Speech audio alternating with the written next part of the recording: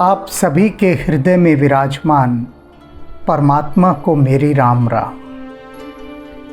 आज उन सूत्रों पर बातचीत होगी जो सूत्र हमें राम तक पहुंचाते हैं। बड़े रहस्यमयी सूत्र, इतने रहस्यमयी हैं कि उनकी एक बूंद भी यदि मिल जाए किसी को, उसकी थोड़ी सी भी सुवास किसी को मिल जाए तो उसका समग्र जीवन ही रूपांतरित हो जाए। और इसको हम समझेंगे गरुड़ महाराज की उक्ति के माध्यम से। कल गरुड़ महाराज ने काकभूषणी जी से क्या कहा कि जो विशुद्ध संत हैं, सच्चे संत विशुद्ध मिलहि पर तेहि चितवहि राम कृपा कर जेहि। सारा संसार सच्चे संत की खोज में है। कितने कितने संदेश मेरे पास आते हैं कि हम सच्चा गुरु कैसे खोजें। खोज लो भैया, लगे रहो। सुबह से शाम तक, शाम से रात तक और रात से सुबह तक लगे रहो। नहीं मिलने का, भटकते रहोगे। तो गरुड़ जी क्या कह रहे हैं कि सच्चे संत कैसे मिलते हैं?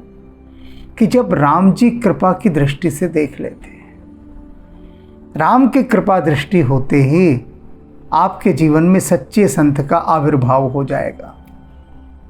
अब आज एक दूसरी बात यहाँ पर भगवान शिव पार्वती से कह रहे हैं, उस बात को समझना है। क्योंकि जो बात भगवान शिव पार्वती से कह रहे हैं वह असाधारण बात है, गहन गंभीर बात है, बहुत सूक्ष्म बात है। क्या कहेंगे वे, इसे हम जानेंगे। लेकिन उससे पहले काकभूषणी जी और गरुड़ जी का एक वाक्य का संवाद है, उसे हम सुन लेते हैं। सुन बेहकति बाणी सहित विनय अनुराग, पुलक गात लोचन सजन मन हर्षों अतिकाग। काकभूषणी जी देख रहे हैं गरुड़ महाराज की ओर मुग्ध भाव से। क्यों देख रहे हैं? सुन बेहगपति बाणी, बेहंगपति अर्थात पक्षियों के राजा, पक्षीराज गरुड़ जी की ये वाणी सुनकर, कैसी वाणी? सहित विनय अनुराग, जो प्रेम और विनम्रता में पगी हुई थी, उसके रस से सराबोर थी। गरुड़ जी पक्षियों के राजा हैं, लेकिन पक्षियों के राजा होने के बाद भी पक्षियों में जो सबसे निकृष्ट माना जाता है, उस कोए के पास जाकर वे अति विनम्र भाव से, प्रेम भाव से निवेदन कर रहे हैं। और उनका ये भाव देखकर, उनकी ये श्रद्धा देखकर जो काकभूषणी जी थे पुलक गात, उनका शरीर पुलकित हो उठा। लोचन सजल, आंखें आनंदाश्रुओं से भर गई, सजल हो उठे। मन हर्षों अतिकाग, और उनका मन बहुत हर्षित हो उठा। स्वाभाविक रूप से होगा ही। देखा कि गरुड़ जी में तो अहंकार नाम मात्र का भी नहीं है। इतने विनम्र होकर आए और राम कथा का मर्म जानने लगे। सुन रहे हैं लीन होकर, भावपूर्ण होकर। श्रोता सुमति सुशील सुचि, कथा रसिक हरिदास, पाई उमा अति गोप्यमपि सज्जन करहि प्रकाश। अब भगवान शिव पार्वती से कह रहे हैं कि देखो, तुमने ये सारी कहानी सुन ली, जितनी भी थी मैंने सब तुम्हें बता दी, पर अब मैं एक राम की माया तुम्हें यहाँ बताता हूँ। और राम की इस माया को, राम की इस लीला को, इन दोनों चीज़ों को तुम बड़े ध्यान से समझना पार्वती, बहुत ध्यान से। क्योंकि गरुड़ जी ने तो एक बात कह दी कि जब तक राम कृपा दृष्टि से नहीं देखते तब तक जीवन में सच्चे संत का मिलना नहीं होता। चलो, राम ने देख लिया कृपा दृष्टि से। भगवान शिव कहते हैं उमा से कि उमा सुनो, मान लो किसी पर भगवान राम ने कृपा करते और कृपा दृष्टि से देख लिया, और देखने के बाद उसे सच्चे संत भी मिल गए, तो पार्वती ये मत समझ लेना कि सच्चे संत मिलने के बाद उसकी बात बन गई। बात नहीं बनती अभी। केवल सच्चे संत का मिल जाना ही पर्याप्त नहीं होता। देख रहे हैं आप राम की लीला कैसी है कि सच्चा संत भी मिलवा दिया, लेकिन फिर भी बात नहीं बनी। बात कब बनती है? शिव बता रहे हैं, श्रोता सुमति सुशील। जब संत ये देखते हैं कि उनके पास जो आया है ना, वो कैसा है, वह बहुत ही सुमति है, यानी अच्छी मति वाला है। कोई खोट नहीं है उसकी बुद्धि में, उसकी मति में, उसके भाव में, उसके विचारों में। खोट रहित है, शुद्ध सिक्का है, खोटा सिक्का नहीं है। उनके पास जो आया है वह ऐसा है, सुशील है बहुत। सुचि कथा रसिक हरिदास। और ये पवित्र राम कथा सुनने का अनुरागी है, रसिक है, और हरिदास और प्रभु का सेवक है। और इन सब गुणों के साथ साथ चलते वह एक अच्छा श्रोता भी है। बिल्कुल लीन होकर, तल्लीन होकर, लवलीन होकर राम की कथा सुनता है, भक्ति में डूबता है। जब संत ऐसा देखते हैं तब क्या करते हैं? पाई उमा, हे उमा, जब वे ऐसा पाते हैं किसी सुपात्र को, अति गोप्यम भी।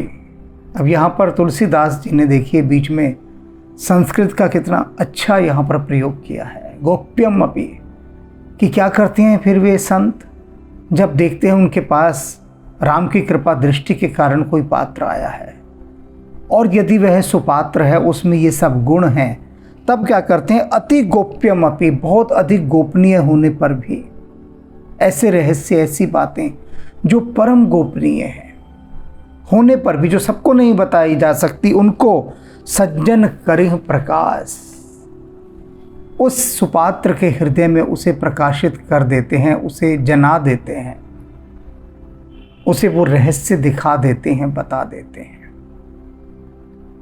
केवल सच्चे संत का मिलना पर्याप्त ही नहीं। अब इसे उदाहरणों के माध्यम से समझिए। उदाहरणों के माध्यम से रामकृष्ण परमहंस माँ काली के दर्शन करते थे, साक्षात दर्शन करते थे। विवेकानंद समझते थे कि रामकृष्ण परमहंस कोई मनोरोगी हैं, यानी कि उनको कोई साइकोलॉजी की प्रॉब्लम है, कि ऐसा नहीं होता कि काली के दर्शन उनको हो रहे हैं और बाकियों को नहीं हो रहे।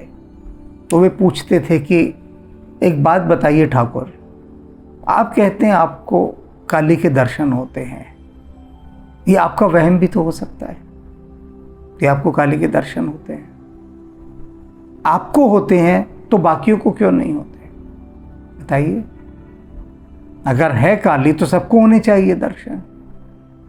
तो रामकृष्ण परमहंस समझाते हैं, परम देहाती रामकृष्ण परमहंस, लेकिन उनके उदाहरण इतने सटीक होते थे, जीवन से जो लेकर आते थे, दैनिक जीवन से साधारण उदाहरण, लेकिन बड़े बड़े रहस्यों को उन उदाहरणों के माध्यम से वे ऐसा सुस्पष्ट कर देते थे कि सारी गुत्थियां खुलती चली जाती थी। वे कहते हैं विवेकानंद से, सुन, राजा यदि किसी से प्रसन्न हो जाए तो उसे अपना मित्र बना लेता है, और जब उसे मित्र बना लेता है तो उसे प्रेम पूर्वक अपने महल में ले जाता है, सारा महल दिखाता है अंदर तक, जहाँ स्त्रियां रहती है वो हिस्सा भी दिखाता है, वहाँ भी उसको ले जाता है, कोई नहीं रोकता। फिर राजा उसको लेकर अपने राजकोष में लेके जाता है, खजाने में, और उसके सामने सारा खजाना दिखाता है, देख मेरा कितना खजाना है। और उसका मित्र उन सब का साक्षात्कार करता है, पूरे महल में बेरोक टोक घूमता है। और अन्य लोग भी होते हैं, राजा के सेवक, राजा के पास होते हैं बहुत सारे लोग, लेकिन उन सबको राजा वह अनुमति नहीं देता जो अपने मित्र को देता है, जिस पर वह कृपालु है। तो ठीक इसी प्रकार से माँ जिस पर कृपा करती है, माँ उसको अपना सारा सौंदर्य दिखाती है। निबिड़ आंधारे माँ तोर चमके अरूप राशि। वे कहते हैं जो निबिड़ अंधार है, अंधेरा है, निबिड़ अंधारे माँ तोर चमके अरूप राशि। माँ की वो जो अरूप राशि है, अद्वितीय है, अनुपम, वह इस गहरे अंधकार में चमकती है और मैं उसे देखता हूँ। क्योंकि उनकी मुझ पर कृपा है, वे मुझे पूरा अपना सारा का सारा खजाना दिखाती है, रहस्य दिखाती है। रानी रासमणी का महल था, वहाँ रामकृष्ण परमहंस को सब जगह जाने की अनुमति थी, उन स्थानों पर भी जहाँ स्त्रियाँ होती थी, क्योंकि इनका विशुद्ध भाव था, शिशु भाव था, और शिशु तो कहीं भी घूम सकता है। तो संत सुपात्र देखने के बाद कृपा करते हैं। माँ काली ने सुपात्र के रूप में देखा कि रामकृष्ण परमहंस पूरे तैयार हैं, तो माँ तो थी ही वहीं पर। माँ कहीं ऐसा तो नहीं है ना कि कहीं से आकर प्रकट हुई, माँ तो सदा सदा से हैं, बस हम ही नहीं देख पाते, तो वो दिव्य चक्षु प्राप्त हो जाते हैं। सुपात्र मिलने पर ही संत कृपा करते हैं, परम गोपनीय कहते हैं। अब एक दूसरा उदाहरण उसके माध्यम से समझिए। राम, विश्वामित्र आते हैं राम को मांगने दशरथ से, और दशरथ के हाथ पैर फूल जाते हैं। स्वाभाविक है फूलना, क्योंकि दशरथ कहते हैं कि ये मेरे प्यारे प्यारे सुकोमल राजकुमार, और आप ऋषि श्रेष्ठ, आप मेरे इस सुकोमल राम को उस क्रूर ताड़का से भिड़वाने ले जाना चाहते हैं। ये क्या कर रहे हैं आप? दशरथ मन ही मन संवाद कर रहे हैं विश्वामित्र से, प्रत्यक्ष तो नहीं बोलते, प्रत्यक्ष तो कहते कि मैं चलता हूँ, मेरी सेना चलती है, ये तो राम तो बालक है, इसको क्यों लेकर जा रहे हैं। लेकिन मन ही मन वे कह रहे हैं कि क्या राम को मरवाने का इरादा है। इसको कोई प्रशिक्षण नहीं किसी तरह का, किसी वास्तविक युद्ध में राम नहीं गया, और सीधे जो रावण की सेनापति है ताड़का, आप उससे भिड़वाने के लिए ले जा रहे हैं कि आपकी बुद्धि को क्या हो गया। ऋषि श्रेष्ठ कहलाते हैं, और इतनी भी समझ नहीं कि हाथी से लड़वाने के लिए छोटे से खरगोश के बच्चे को ले जा रहे हैं। ये राम क्या है, ये छोटा सा खरगोश का बच्चा है, ये हाथी से कैसे लड़ेगा? नहीं लड़ सकता। दशरथ अंत तक राम को केवल अपना सुकोमल आज्ञाकारी राजकुमार ही समझते रहे, उससे आगे कभी नहीं जा पाए। दशरथ यही समझते थे तो सुकोमल राजकुमार है। जब परशुराम के अहंकार को राम ने गिराया, ये लीला थी, अहंकार तो था ही नहीं परशुराम में, वो भी अभिनय कर रहे थे, जानते तो वो थे, लेकिन उनको भी खेल करना था। तो जब दशरथ ने ये बात सुनी, बताई जब वशिष्ठ जी ने कि इस तरह से देखो, राम के सम्मुख परशुराम क्रोध नहीं कर पाए अधिक देर, और नतमस्तक होकर चले गए। राम की महिमा देखिए आप।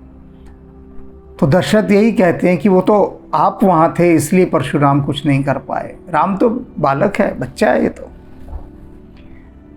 और वही राम ताड़का को मारते हैं। कैसे मारते हैं? यदि वे स्वयं ताड़का को मार सकते होते तो सवाल है कि अब से पहले क्यों नहीं मार दिया ताड़का को? बताइए। उसका उत्तर है हमारे पास, लेकिन हम अभी नहीं देंगे, अभी वो अवसर नहीं है, वो बहुत गहरी राज की बात है। विश्वामित्र ने राम को दिव्यास्त्र दिए, देवास्त्र दिए, जिनको छीनने के लिए रावण भटक रहा था। रावण क्यों मार रहा था ऋषियों को?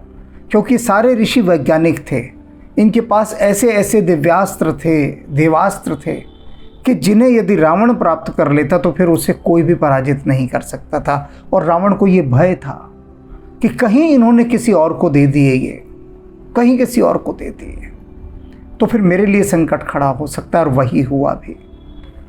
विश्वामित्र बहुत खोजते रहे, भटकते रहे, सुपात्र को ढूंढते रहे। सच्चे संत किसे मिलते हैं? जिस पर राम कृपा करते हैं। खोजते रहे, कोई सुपात्र नहीं मिला। और जब राम मिलते हैं सुपात्र के रूप में, तो वे परम गोपनीय जो किसी को नहीं दिया जा सकता, राम को दे देते हैं। और फिर राम चुन चुन कर राक्षसों को मारते हैं, झुंड झुंड के झुंड राक्षसों को उनको मारते हैं। कैसे मारा? कि विश्वामित्र ने उनको शक्ति प्रदान की। तो भगवान शंकर पार्वती से यही कह रहे हैं कि जब सच्चे संत मिलते हैं तो वे सबसे पहले देखते हैं कि सुपात्र है या नहीं सामने वाला। यदि सामने वाला सुपात्र नहीं है तो कुछ नहीं पा सकता, बस उनके पास रहेगा बाहर बाहर से कुछ थोड़ा बहुत, जैसे कोई छिछले पानी के अंदर छप छप छप करके रह जाए। लेकिन जो सुपात्र होते हैं वो गोता मारते हैं भीतर और रत्न लेकर आते हैं, उनको प्राप्त होता है।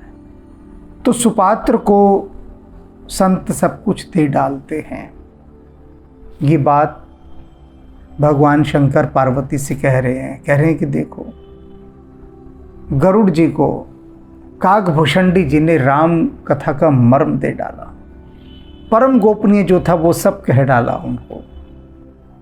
कैसी दया दृष्टि उनकी रही, कृपा दृष्टि रही, क्योंकि गरुड़ जी सुपात्र थे। तो कुछ भी जीवन में संतों से कृपा पानी है तो सुपात्र बनना होगा। बोले हूं काक भुसंड बहोरी, नभग नाथ पर प्रीति न थोड़ी। काकभूषणी जी फिर आगे कहते हैं उनका पक्षीराज पर बहुत अधिक प्रेम। और क्या कहते हैं? सब विधि नाथ पूज्य तुम मेरे, कि हे नाथ, हे पक्षीराज, सब विधि हर प्रकार से आप मेरे पूजनीय हैं, सभी प्रकार से। कृपा पात्र रघुनाथ गेरे, और सबसे बड़ी बात तो है कि आप रघुनाथ जी की कृपा पात्र हैं। सबसे बड़ी बात, उनकी कृपा आपको प्राप्त है। तुम्हीं न संशय मोह न माया। अब यहाँ राम की माया दिखाई देती है, यहाँ राम की लीला दिखाई देती है। काकभूषणी जी पहचान गए हैं, जान गए हैं काकभूषणी जी। गरुड़ महाराज जी पिछले इतने सारे एपिसोडों में क्या कहते आए हैं कि मुझे बड़ा संशय हो गया, मोह हो गया है, मैं राम को साधारण मनुष्य जान रहा हूँ। यही सब कहते हुए भटक रहे हैं। नारद मुनि के पास गए, विधाता के पास गए, भगवान शिव के पास गए, उन्होंने काकभूषणी जी के पास भेज दिया, क्योंकि वो कह रहे कि मैं इस भयंकर संशय से, मोह से ग्रस्त हो गया हूँ, अज्ञान छा गया है मेरे ऊपर, और मैं समझ नहीं पा रहा हूँ कि ये जो राम है ये वही पर ब्रह्म है या फिर कोई सामान्य मनुष्य। गरुड़ महाराज बेचैन हैं, बहुत व्याकुल हैं संशय से। तो काकभूषणी जी क्या कह रहे हैं, बड़े ध्यान से सुनिए। तुम्हीं ने संशय मोह ने माया, कि हे खगराज, हे गरुड़ महाराज, अरे आपको ना कोई संशय है, ना कोई मोह है, ना माया है। आपको भला ये चीज़ें कभी छू सकती हैं क्या? कदापि नहीं। कुछ भी नहीं है इनमें से, आपको कुछ भी नहीं। मोह पर नाथ कीनी तुम दाया। अरे हे मेरे नाथ, आपने तो मुझ पर दया करी है, मुझ पर दया की है। कैसे दया की है? पठई मोह मिस खगपति तो ही, रघुपति दीनी बड़ा ही मोही। क्या गहरी बात भीतर तक की देख ली काकभूषणी जी ने। काकभूषणी जी कहते हैं अरे आपको कहाँ मोह माया है, संशय, आपको कोई संशय हो सकता है? ना, कोई संशय नहीं। ये तो क्या है कि नाथ ने, रघुनाथ जी ने मुझ पर बहुत बड़ी दया की है। पठई मोह मिस खगपति तो ही। ये जो मोह था ना, मिस कहते हैं बहाने को, ये मोह तो एक मिस था, बहाना था। आप जो कहते मुझे इतना संशय हो रहा है, द्वंद्व हो रहा है, मोहग्रस्त हो गया हूँ, ये तो रघुनाथ जी ने एक छोटी सी माया, एक बहाना बनाया था आपके लिए कि इस भ्रम के अंदर आप घूमते घूमते घूमते मेरे पास आ जाएं। उन्होंने तो मुझ पर दया करनी थी, राम जी ने। पठई मोह मिस खगपति तो ही, उन्होंने तो आपको पठाया है, यहाँ भेजा है। ये मोह सृजित किया गया है। इस मोह के सृजन के कारण ही तो आप मेरे पास आए। अगर ये मोह का बहाना ना रचते रघुनाथ जी तो आप मेरे पास क्यों आते, और मेरे पास क्यों भेजा उन्होंने आपको। रघुपति दीन ही बढ़ाए मोहे। और रघुनाथ जी जो है ना, राम जी, वो मुझे बढ़ाई देना चाहते थे, यश देना चाहते थे, प्रशंसा देना चाहते थे। अब कैसे दे, पर वो देख रहे हैं कि काकभूषणी न जाने कितने युगों से मेरी कथा गा रहा है। तो राम रीझ गए मुझ पर। नाथ की दया, नथनी करके राखियो सब नाथन के नाथ। तो उन्होंने दयापूर्वक सोचा कि अरे इस काकभूषणी कौवे को, जो सब जगह से तिरस्कृत है, बहिष्कृत है, अछूत है, इसको प्रतिष्ठा दिलानी है। तो कैसे दिलाएं? तो जो इनका राजा है, पक्षियों का राजा को ही इसके पास भेजना है कि स्वयं राजा आए, स्वयं राजा, और स्वयं राजा आकर ज्ञान प्राप्त करे। अब आप सोचिए कि एक साधारण सा अति साधारण मनुष्य, अति साधारण, और उसके पास देश का प्रधानमंत्री या राष्ट्रपति आकर चरणों में बैठकर ज्ञान पाए, तो कितना यश प्राप्त होगा उससे। सोचिए कितना यश प्राप्त होगा। सोच सकते हैं आप, कोई बड़ी बात नहीं है सोचना कि कितना यश प्राप्त होगा। तो राम जी ने सोचा कि पक्षीराज जो गरुड़ है, जरा देखें इनके मन में अहंकार है या नहीं। इनकी जरा भीतर की चेकिंग करते हैं, जांच करते हैं। तो जांच करने के लिए एक बहाना उन्होंने बनाया कि उनके मन में संदेह उत्पन्न करवा दिया। अब उसके उपचार के लिए वो भटक रहे हैं। भगवान शिव समझ गए कि राम जी इनके भीतर का कोई अगर कोने में भी अहंकार रह गया हो तो उसको समाप्त करना चाहते हैं। तो राम ने कहा कि ऐसा काकभूषणी के पास चले जाओ। अब अगर अहंकार होता गरुड़ जी में, तो वो कहते भगवान शिव से कि हे भोले बाबा, सुना था कि आप भोलेनाथ हैं। ये तो सचमुच आप भोलेनाथ हैं। अरे मैं राजा पक्षियों का। भोले बाबा कुछ सोचना तो था बोलने से पहले, पर आप सोचेंगे कहाँ, आप तो भोले बाबा हैं, कहाँ सोचिएगा आप। अरे मुझे भेज रहे हैं आप निकृष्ट कोए के पास, मैं पक्षीराज, भगवान विष्णु का वाहन, और आप कहाँ भेज रहे हैं मुझे ज्ञान प्राप्त करने। अगर ये कह देते पक्षीराज गरुड़ तो उनका पतन हो जाता, लेकिन उनका तो मन उस ओर गया ही नहीं, कहीं नहीं गया विनम्रता से कि मुझे तो बस अपने रोग का उपचार करना है, इस रोग का। तो कितनी गहरी रहस्यात्मक है ये राम कथा।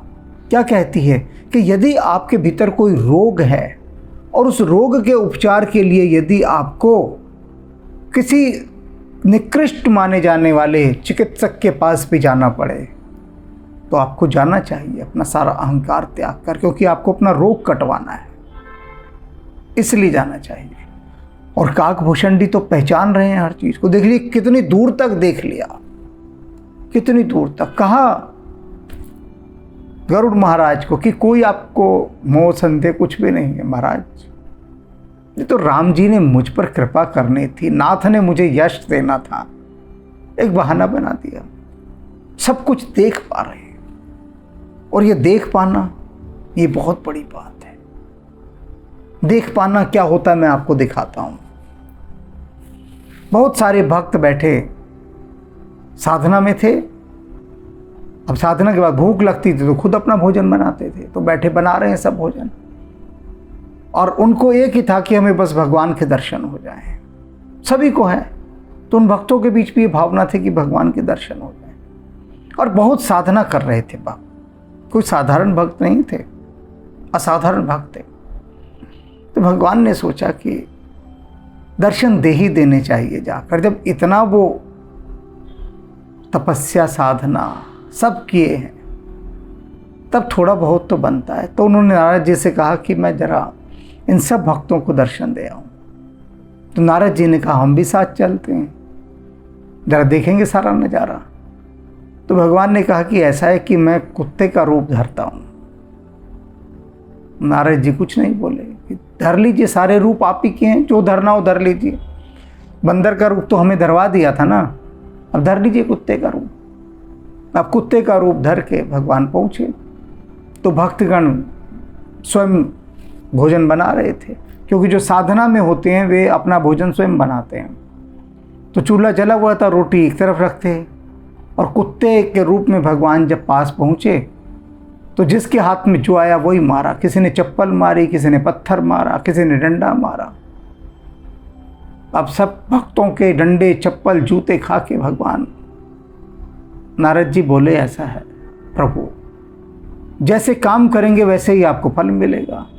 अरे कुत्ते का रूप धरा तो पिटेंगे ही ना, और करेंगे क्या? लोग आपकी पूजा करेंगे क्या वहाँ ले जाके? हैं, कुत्ते का रूप धर कर गए तो मार तो खाइएगा ही खाइएगा।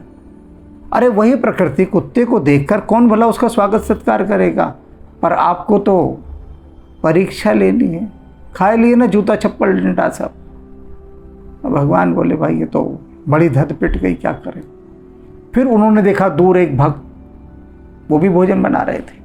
उन भक्त का नाम था नामदेव, संत नामदेव। अब भगवान ने कहा कि अब की बार बड़े जूता चप्पल खाए हैं, पर अब की बार तो रोटी खाएंगे। और जो नामदेव थे वो रोटी बनाकर एक कटोरदान में रखे हुए थे। अब उसके बाद वो अपना घी गर्म कर रहे थे कि रोटियों पर घी लगाकर खाएंगे। और उधर भगवान तेजी से आई, भागे और रोटियां ली मुंह में और भाग लिए। नामदेव ने देखा, अरे घी की कटोरी, घी गर्म हो चुका था, लेके पीछे पीछे भागे कि अरे भगवान, अरे सूखी रोटी खाइएगा क्या है? अरे ये घी तो लगवा लो महाराज, घी लगवा लो। अब जो कुत्ते के रूप में भगवान चौंक गए कि इसने मुझे पहचान कैसे लिया, और ये पीछे पीछे भाग आ रहा है। वो और तेज भागे। अब नामदेव जी और तेज भागे, पीछे पीछे नारद। अब जब जंगल में आगे पहुंच गए तो रुके भगवान, रोटी वोटी सब गिरी वहां पर, अपने देख रहे हैं नामदेव की तरफ। तो नामदेव कह रहे हैं कि प्रभु ये भागने की क्या आवश्यकता थी? अरे ये घी लगवा लेते रोटियों में, रोटियां लेनी थी तो घी तो लगाते कम से कम। अब ये सूखी रोटियां आपके गले में अटकेंगी। अब प्रभु प्रकट हुए और बोले नामदेव से कि तूने मुझे पहचाना कैसे, पहले ये बता। तो नामदेव कहते हैं इसमें ना पहचानने वाली बात ही कहां है। आप मेरे से छुपे ही कहां हैं, छुप ही कहां सकते हैं। आप कहीं भी किसी भी रूप में मेरे सामने आ जाएं, आप मुझे छल नहीं सकते। मैं आपको हर रूप में पहचान लूंगा। तो आप तो मुझसे छुपे ही नहीं हैं। जरा सामने तो आओ छलिए, यूं छुप छुप छलने में क्या राज है। यूं छुप ना सकेगा परमात्मा, मेरी आत्मा की ये आवाज है। शेष फिर राम राम। गुण दोष अवस्था त्रैगोतीता, माया रहित स्वरूपा। बालैक ब्रह्मचारी असुरारी, स्वरण शैल समरूपा। त्रिपुरारी खरारी शिव अवतारी, सर्वसिद्धि निधि पुंजा। बलवेक पराक्रम मति गुण आदिक, नमत तोर पद कंजा। नमत तोर पद कंजा।